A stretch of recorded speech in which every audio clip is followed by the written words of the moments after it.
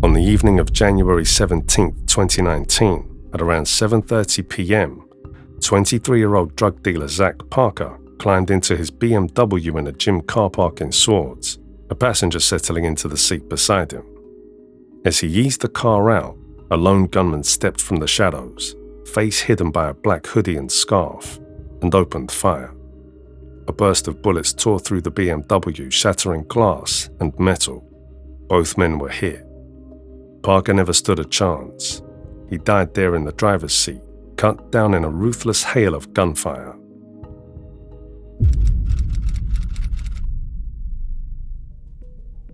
In the shadows of Dublin's north side, a new breed of gangster emerged. Not the scarred, old-school heavy of the past, but a slick, street-smart operator with a taste for designer tracksuits, Louis Vuitton man bags, and luxury getaways. His name was Glen Ward, though on the streets, everyone knew him by another name, Mr. Flashy.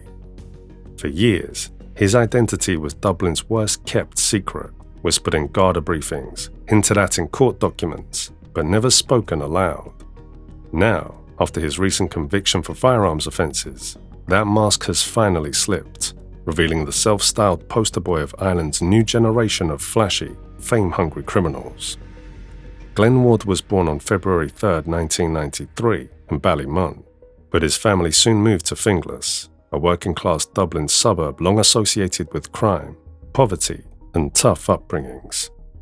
Like many young lads in the area, Ward was quickly drawn into the local underworld. But unlike the old-school hard men who preferred to keep their heads down, Ward craved attention. He'd shown flashes of talent on the football pitch, but the lure of fast money and street status proved stronger. By the time he turned 20, he wasn't just another young fella running errands. He had influence, commanding respect and fear from the local youths who followed his lead. During a Garda search operation in Finglas in June 2013, Ward showed the first signs of his growing influence. As officers raided the area, he ordered a group of teenagers to attack the Garda cars, a brazen act of defiance that earned him a conviction and a fine, but also a reputation. From then on, Ward began moving in darker circles. By 2014, he was regularly spotted alongside Trevor Byrne, a volatile and feared criminal with direct ties to the Kinahan cartel. Garda later described Byrne as the leader of a Finglas-based organized crime group, naming Ward as one of his trusted associates heavily involved in the sale or supply of drugs. By mid-2016, Byrne was under serious pressure, facing robbery charges and wanted for questioning over the feud murder of Eddie Hutch, brother of Jerry the Monk Hutch. Before long, Byrne fled Ireland. That left Ward in charge. Under his watch, the Finglas crew rebranded themselves as the Gucci Gang, a flashy, fame-hungry outfit known as much for their designer gear and Instagram bravado as their criminal dealings. Ward fit the image perfectly, earning the nickname that would define him, Mr. Flashy. The Gucci Gang wanted to look like success, even if that success was built on drugs, intimidation, and violence. To the casual eye, they seemed harmless enough. Young fellas in matching tracksuits, clean fades, and spotless trainers. But beneath the designer gear lurked ambition, a ruthless crew ready to fill the power vacuum left by Ireland's fallen gangland heavyweights. Ward stood at the center of it all, obsessed with image, addicted to attention. He was a familiar sight in Dublin's high-end stores, splashing cash on designer sneakers and luxury jackets, flaunting his wealth on nights out. One journalist from the Sunday World described him as baby-faced and pint-sized, an unlucky crime boss with a wardrobe that looked more at home on a rapper than a gangster. But behind the flashy exterior, Ward and his group were already knee-deep in serious organized crime. To understand how Glen Ward rose to prominence, you have to go back to the moment when the Kinahan cartel began to crumble in Ireland. By the late 2010s, the Kinahan-Hutch feud had torn Dublin apart. Dozens were dead. The Regency Hotel shooting in 2016 had changed Irish organized crime forever. As Daniel Kinahan and his top lieutenants fled to Dubai, and others were locked away, a vacuum opened on Dublin's north side, a power gap waiting to be filled. And that's exactly where Ward and his crew stepped in.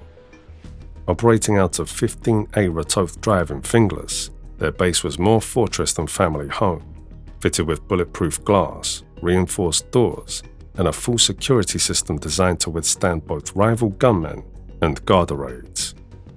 From behind those fortified walls, Ward's gang began running their operation, a mix of intimidation, drug dealing, and the kind of violent posturing that would soon make their name feared across Dublin's north side.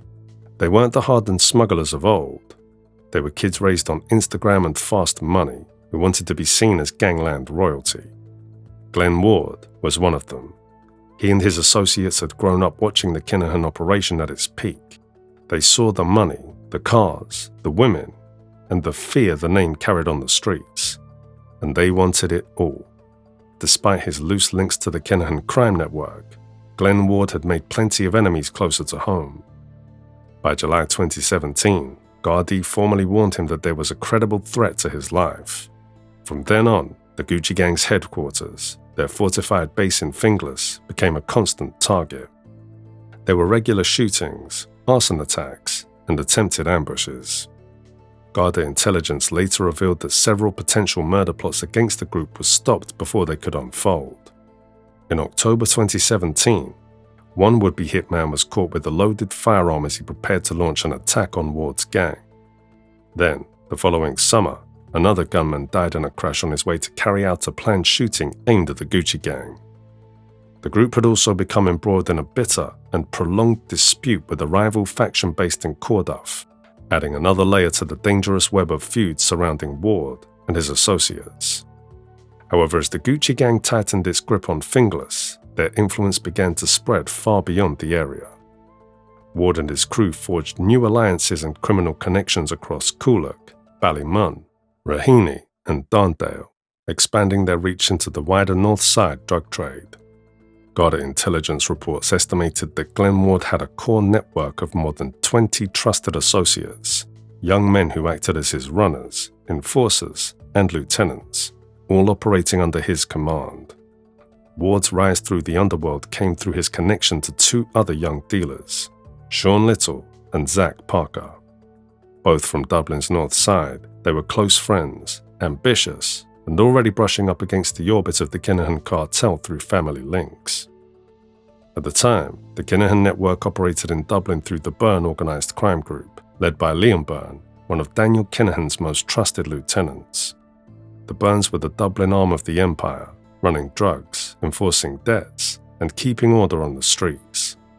Sean Little's cousin had worked under the Byrnes, and through that connection, Little, along with his friend Zack Parker, found a route into the lucrative world of major drug dealing. By 2018, Ward, Little, and Parker had become part of a new generation of enforcers, a loose, volatile sub-network of young men in their early 20s who still claimed the Kinahan name. They were collecting debts, moving cocaine, and throwing their weight around the north side, flashy, fearless, and dangerously inexperienced. But in the world they'd built, loyalty was short-lived, and one by one, the men around Glen Ward began to fall. In January 2019, Zack Parker was shot dead outside a gym in Swords, North Dublin. He was just 23, dressed in his trademark designer gear, and living far beyond his means. More than €25,000 sat in his bank account, despite having no steady job. The motive remains murky. Some believe it was a retaliation against Glen Ward, while others claim Parker had borrowed money from Ward to fund his own operation and failed to pay it back. In that version of events, Ward gave the order to have him killed. Yet Ward attended the funeral. The service was lavish. Wreaths shaped like Rolex watches, complete with working clocks, surrounded the grave. Mourners wore dark suits, blue shirts, and navy ties, echoing the Kinahan cartel's signature style. It was a statement. They saw themselves as the new kings of Dublin's underworld. But Parker's death wasn't the end. It was the spark. His execution ignited the Kulock feud, a violent chain of revenge that would soon plunge the north side into chaos. 5 months after Zack Parker's murder, his close friend and business partner Sean Little met the same fate. The 22-year-old was found shot dead beside his car on a quiet back road at Walsherstown near Balbriggan. For weeks, Little had been looking over his shoulder, vowing revenge for Parker's killing. But on that night, he was lured to an isolated stretch of road just off the M1 motorway, a meeting he never returned from. He was beaten and shot twice, once in the chest, once in the head. His body was dumped beside a burning black Opel Insignia, left on the roadside as a warning. It was a cold, deliberate execution, a message to anyone thinking of striking back. Little's death sent Kulock into chaos, sparking a wave of revenge attacks that turned the north side into a war zone.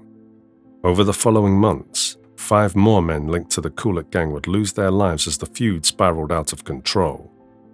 In the aftermath of Sean Little's murder, his close friend Jordan Davis, just 22 years old, posted a tribute online, a simple message of respect for his fallen mate. Within 24 hours, Davis was dead too. He was gunned down in broad daylight while pushing his baby son in a pram near his home in Darndale. The killing stunned even veteran Garda.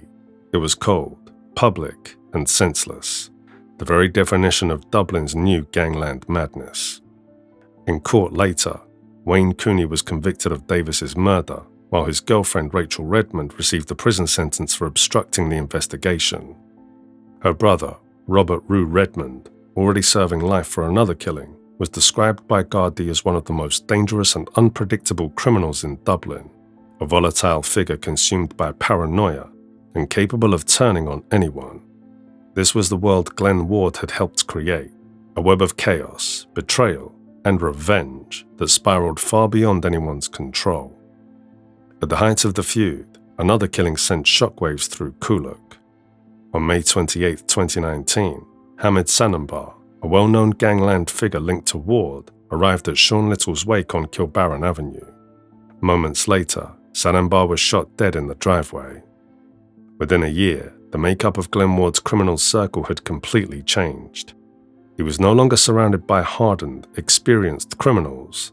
Instead, Garda believed he began associating with a crew of more than 30 young men, mostly teenagers or lads in their late teens, including his younger brother, Eric O'Driscoll, who was almost 9 years his junior.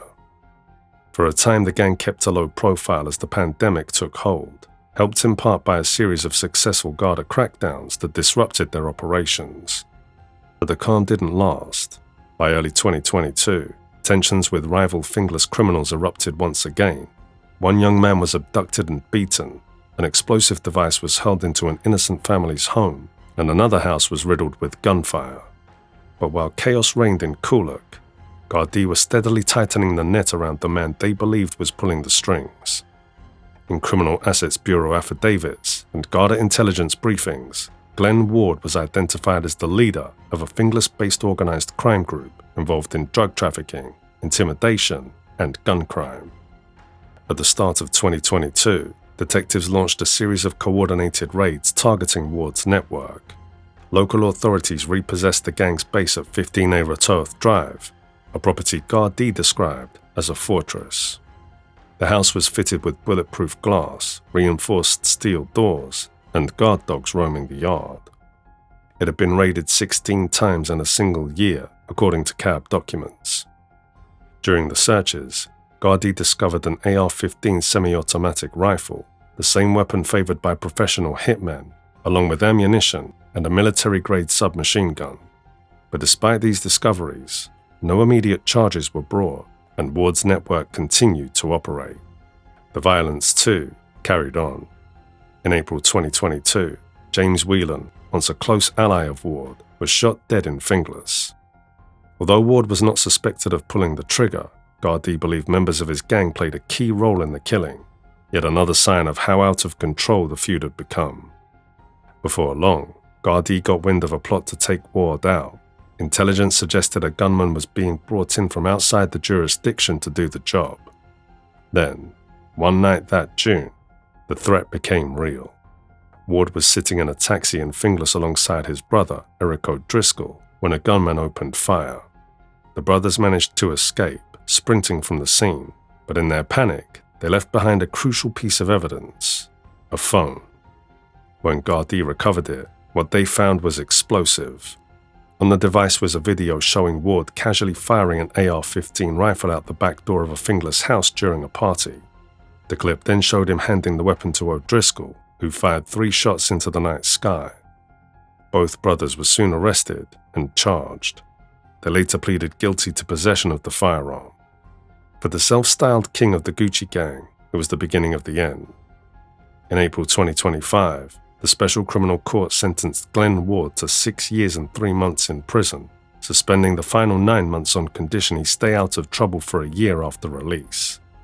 His brother, O'Driscoll, had already been handed a 5-year sentence. Today, Glen Ward sits behind bars, no longer the baby-faced boss in designer trainers, but just another inmate in a system full of fallen gangsters. Inside, he's surrounded by enemies, rivals, and ex-associates who blame him for years of chaos and bloodshed. The Gucci gang is finished. Some are dead, others serving life. The few still walking free have lost the swagger, the power, the protection. The flash is gone. That was it for today's video. What are your thoughts on today's topic? Let us know in the comments, and don't forget to like the video and subscribe to our channel if you'd like to see our next videos.